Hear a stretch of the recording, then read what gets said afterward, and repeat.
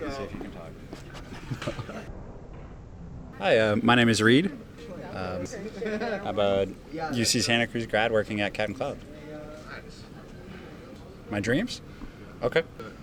I like to say, yeah, I feel like it depends on the dreams. There's definitely some of those dreams that are very vivid, that you wake up or you keep something from that, like an image or, something you heard or some sort of thought that may have came from that dream. It's pretty interesting too, to like how some dreams can be just like completely unrelated, and you like are glad that it was a dream and has no take on real life. But I think that there's a lot of things to say about kind of like your mental state, like how dreams kind of inform you about like what are the things going on in your life, and how sometimes I would realize some of the direct stressors in my life would be kind of showing themselves in dreams in some other way, but it wouldn't, like, until you kind of rebalance yourself out, you don't realize how your mind and body kind of react to those different stimuli. Yes, actually, it's a dream that's maybe not like the happiest dream, but it's a dream that is, I felt like it was like really like real life, where I would, it would resemble a lot of my daily life in a way, but I would like kind of, it was kind of a little bit like Inception, where it's like I'd go into a different place and then I would be in like a different, like almost like a different world. And I would remember kind of this constant feeling of like waking up in my bed, leaving my room, and every time I'd leave my room, it was a completely different area outside of my room. That was actually, it's been a while. That was like during high school, and I'm, post-college, so it's kind of weird that, it's a dream that I've always remembered, because it was kind of something that I wanted to wake up from. And I felt like every time I was waking up, I was hoping that it kind of came to a realization in the dream that I was in a dream. And kind of ever since like acknowledging that I was in a dream, it made me, I don't know, it was something that I always remembered, because it was like me, acknowledging myself dreaming while dreaming. And I think that was something that kind of clicked, and it has allowed me to kind of have that thought, either look back on dreams and, kind of contemplate on them. But there's a lot of times where, right after a dream, you start to think about it and then it's already gone.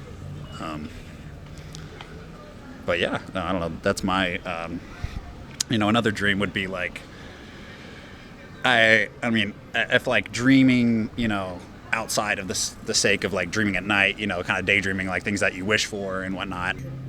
I guess I've always wanted to be working in a position that allows me to create a difference kind of every day. And I found that a lot of times that's been in service things, but also I did a more technology related degree, and I've been focused more on kind of creating, or not creating, but being part of a, building up a technical product as a kind of like a product manager. My goal is to expand my connections and grow professionally. I've been taking a variety of like data science courses, trying to further my reach of knowledge, just to kind of further better myself. And I feel like every day there's like some sort of something that you can take every day, where you can see things on the sunny side or the rainy side. You can either take failures as learning opportunities, or you could use those to weigh you down. And so there's definitely been multiple of these situations that I had to learn from my mistakes instead of having them weigh me down, because I feel like I would make a lot of mistakes, and a lot of my dreams would be tainted by those mistakes because of how much weight I would put on them. And that's what I realized too, is like, you can only control as much as you can control in the living, and focusing too much, overthinking things kind of keeps you away from the present. The most important work I'm doing right now, at least, which has been really nice at Cat and Cloud, every day you have like the opportunity to make someone's day.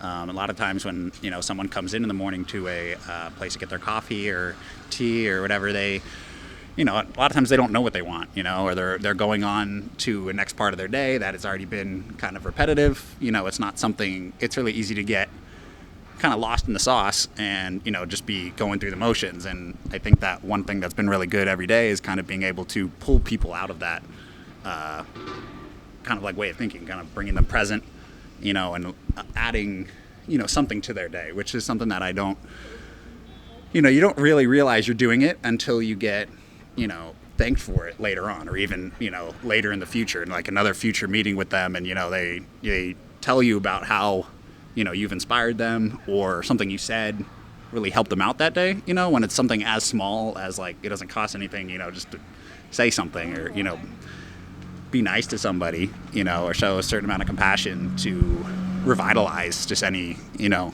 thoughts or kind of, it's really easy to get trapped nowadays, kind of in a way of thinking. And it's really nice to have, be seen, and, be aware that, there's other people around you that are going through maybe the same thing or struggling similarly. And I think that's definitely, a lot of mental health awareness is something that's, been very important, I think, today in this world. And it's very central, I think, to kind of the Santa Cruz community too, and being very, thoughtful of the people around you, and being, courteous and not like stepping on anyone's toes, and kind of letting everyone should be able to live the life that they want to live the way that they want to live it, and there shouldn't be any room for someone's opinion on how you're living your life. I love Santa Cruz. I came here for UC Santa Cruz, and I after graduating in 2019, I haven't wanted to leave.